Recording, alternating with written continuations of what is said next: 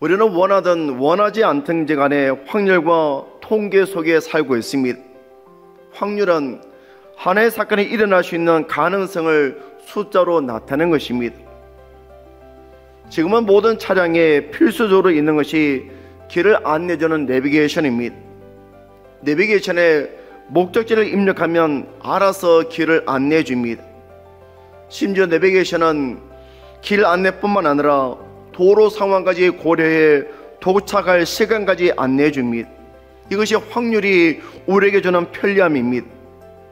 그런데 문제가 있습니다. 확률이 항상 정확하지 않다는 것입니다. 한 번은 제가 지방에 갔다가 돌아오는데 도착 시간이 3시간 소요된다고 나왔습니다. 근데 실제로 집에 도착해 보니 5시간 걸렸습니다. 이것이 확률과 통계가 가지고 있는 불확실성입니다. 저는 이것을 보면서 우리의 믿음에 대해서 생각해 보았습니다. 우리는 하나님을 믿으면서도 현실적으로는 믿음보다 확률을 더 의지할 때가 많습니다. 여러분, 성경에는 많은 하나님의 약속이 나옵니다. 그런데 우리는 그 약속을 얼마나 믿으며 살아가고 있습니까? 오늘 말씀은 여리고성이 무너지고 난 후에 있었던 일을 말해주고 있습니다. 본문에 보면 맹세라는 말이 2번 나오고 있습니다. 하나는 여리고성을 정탐했던 정탐꾼들이 기생 라합에게 했던 맹세고, 다른 하나는 여리고성에 대한 여호수아의 맹세입니다. 먼저 기생 라합에게 했던 두 정탐꾼들의 맹세를 살펴보면 22절입니다. 여호수아가 그 땅을 정탐한 두 사람에게 이르되 그 기생의 집에 들어가서 너희가 그 여인에게 맹세한 대로 그와 그에게 속한 모든 것을 이끌어내라 하매, 라합은 하나님께서 이스라엘 백성들을 위해 행하셨던 일들을 듣고 하나님께서 살아계시고 하나님께서 여리고성을 이스라엘 백성들에게 줄 것이라는 믿음이 있었습니다. 그렇기 때문에 자기의 목숨을 걸고 정탐꾼을 숨겨주었으며, 정탐꾼들에게 여리고성이 멸망할 때 자신의 속해 있는 가족들을 구원해 줄 것을 요청했습니다.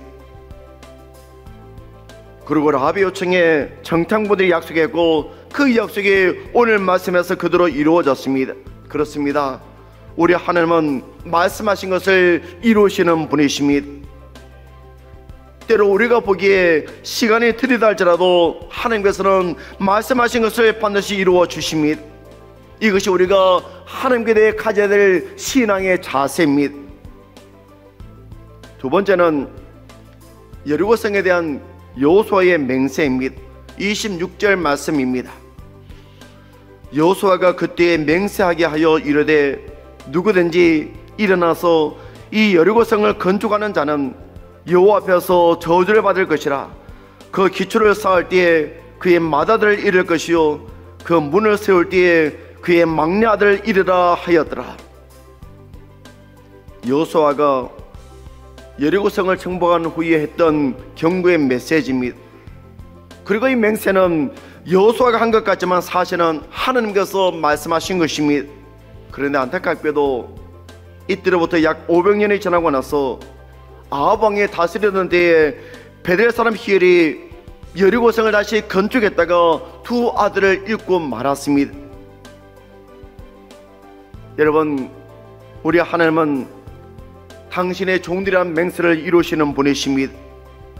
그러므로 하나님의 말씀에 대해 우리가 가져야 될 태도는 순종입니다. 여러분, 하나님은 당신이 하신 말씀에 대해 신실하실 뿐만 아니라 당신이 하신 말씀은 무엇이든지 이룰 수 있는 능력 있는 분이십니다. 그러므로 우리는 어떤 말씀이든 그것이 축복이든 저주이든 하나님께서 하신 말씀이라면 반드시 이루어진다는 것을 믿으며 살아가야 합니다.